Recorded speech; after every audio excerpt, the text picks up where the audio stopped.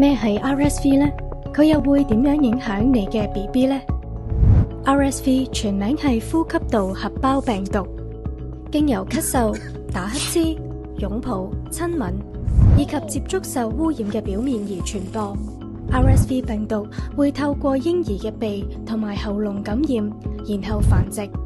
嬰兒嘅免疫系統會反應，產生黏液同炎症，導致鼻塞或者流鼻涕。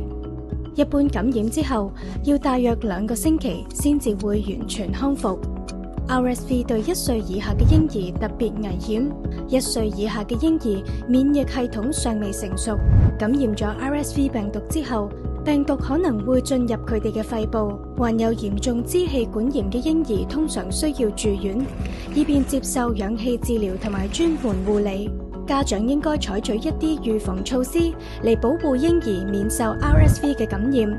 請向你嘅家庭醫生了解更多有關 RSV 嘅資訊。